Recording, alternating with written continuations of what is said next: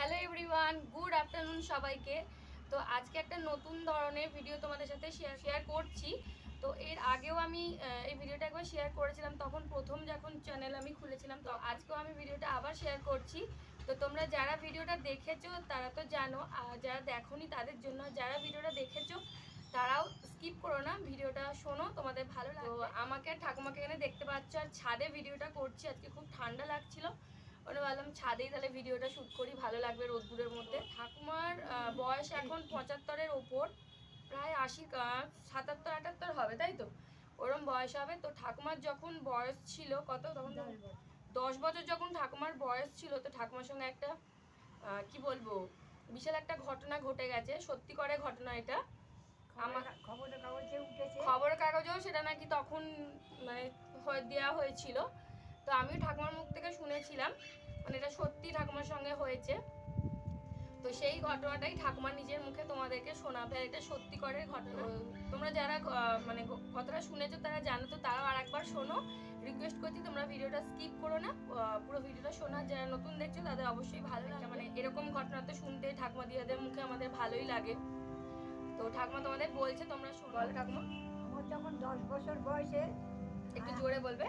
আমার যখন 10 বছর বয়সে এই ঘটনাটা ঘটেছিল, কিন্তু আমি এমনইভাবে শুয়েছিলাম মানে চুল খুলে।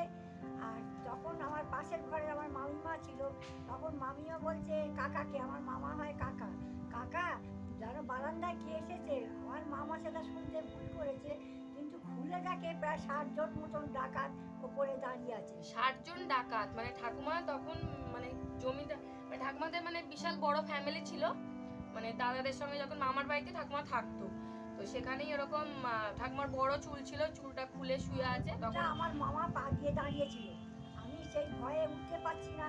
ছাদটা পেয়ে দরজাতে বেঁধে লাঠি দিয়ে সাজিয়ে রেখে দিয়েছে, আমার মামাকে গুলি করে মারবে বলে। ডাকাত এসছে গুলি করে মারবে বলে, মানে তখন ডাকাত এমন ছুঁড়েছে, মামার পা গিয়ে লেগেছে, মামার পা দিয়ে লেগেছে, মামার 10 হাত দূরে গিয়ে ছিটকে পড়েছে।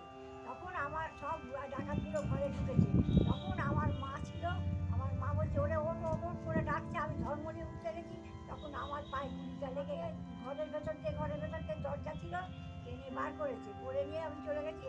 তখন মামা অজ্ঞান হয়ে গেছে, মামাকে সেই ভেতরে ঢুকে সব মামাকে লাঠি বাড়ি সেই পায়ে মারছে। তখন আমার মা সহ্য করতে পারেনি, তখন আমার মা লাঠি তুলেছে মারে বলে, তারপর আমার মারও ভয় পেয়েছে আর লাঠি ফেলে দিয়েছে, আলমারি সব ভেঙে। মানে তখনকার দিনে সব মানে টিনের যেগুলো জিনিসগুলো হয় সেই সব জিনিসগুলো মানে চুরি টুরি করে বলেই এসছে।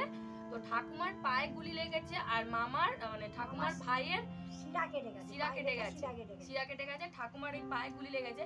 তো আমি স্ক্রিনে এখানে ভিডিও মানে ছবিটা দিয়ে দেবো ঠাকুমার কোথায় গুলিটা লেগেছে দেখবে, মানে বুঝতে পারছো তখন ওই অত 10 বছর মানে অনেকটাই ছোট তখন বয়স। তো সেই বয়সে পায়ে গুলি লেগেছে, সেই গুলি সহ্য করে ঠাকুমাকে ডাক্তারের কাছে নিয়ে গেছে, তাই তো? মানে তারপরে পড়েই আছি আমার ঘটনাটা। তারপরের ঘরে গেছে যে কাকা নিচে এসেছে, মামা শুনেছে, সেটা মামাটা ওরম হয়ে গেল। আবার তাদের ঘরে গেছে, তাদের ঘরে দরজা ঠেলে, তাদের কেউ ছিল না, 3-4টে বাচ্চা ছিল, তাদের মায়ের কাছ থেকে কানের হাতে সব চিংড়ি খুলে ছিনিয়ে নিয়ে গেছে। বেরিয়ে যেতে তারপরে নিচোর জাল, মাছ ধরার জাল পুকুর ছিল, সেই জালেতে দড়িতে বেঁধে দিয়েছে যেন ওপর থেকে কেউ নিচে উঠতে পারে না, আর নিচে থেকে কেউ ওপরে দিতে পারে না, সেরকমভাবে করে দিয়ে পাঁচিল টপকে চলে গেছে। তখন আমাদের সব নিয়ে বাড়িতে পাশের ঘরে গিয়ে রক্ত হয়ে গেছে, সব পাড়ায় খবর দেয়, এসব আসে। আর তাদের হাতে তখন গুলি ছিল না, আমার বড়দাদা তখন ছাদ থেকে অনেক ইট ফেলেছে, তাদের মাথায় 2-1জনের লেগেছে, করতে করতে তারা বেরিয়ে চলে গেছে।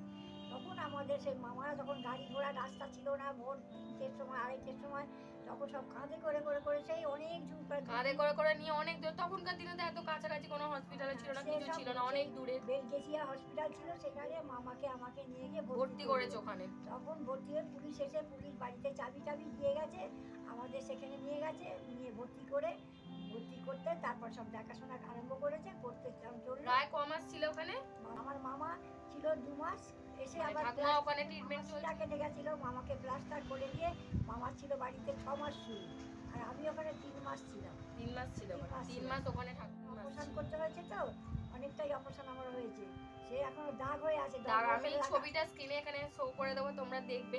আর যারা তো আগে ভিডিওটা দেখেছো তখন আমি দেখিয়েছিলাম। এরকম জীবনে ঘটনা আমরা কোনোদিন দেখিনি এই জীবনে, সেইগুলো আমাদের এখন মনে পড়লে আমাদের চোখে জল এসে যায় যে এই দৃশ্য এমন হয়ে গেছে। মানে ডাকাতের গল্প আমরা শুনেছি, আর মানে ঠাকুমার সঙ্গে রিয়েল লাইফে সত্যি করে মানে ডাকাতের সম্মুখীন হয়ে গুলি খেয়েছ, মানে অপরাধীরা চোররা মানে পুলিশের থেকে গুলি খায়, আর ঠাকুমার ডাকাতের হাতে গুলি খেয়ে পায়ে করেছিলাম। তখন ঠাকুমা অনেকটাই ছোট, 10 বছর, মানে সেরকম কিছু বয়স। সত্যি করে এটা ঘটনা, মানে এগুলো শুনতেও ভালো লাগে ঠাকুমা দিয়ে তুমি মানে গল্প শুনি। জীবনে তোমরা এখন শোনোনি, অনেক অনেক বছর আগে, তো প্রায় কত সালের আগে বলো? ঠাকুমার এখন বয়স প্রায় 77-78 হয়ে গেল। কত বছর আগেকার ঘটনা, তখন তো ডাকাত এগুলোই ছিল। মানে এগুলো শুনলেও কিরকম লাগে। আমি তো স্ক্রিনে ছবিটা দিয়ে দেবো ঠাকুমার কোথায় গুলি লেগেছে। তো এরকম ঠাকুমার জীবনে আরো অনেক কিছু ঘটনা, সেগুলো আমি আস্তে আস্তে তোমাদের সঙ্গে শেয়ার করব। যদি তোমাদের এই ঘটনাটা ভালো লাগে তোমরা অবশ্যই ভিডিওটাকে প্রচুর প্রচুর প্লিজ শেয়ারতে আরো সবাই জানতে পারে, তোমরা যারা নতুন ভিডিওটা দেখছো। আর তোমাদের কেমন কি লাগলো অবশ্যই কমেন্ট করে জানিও। তো চলো সবাইকে আজকের মতো টাটা।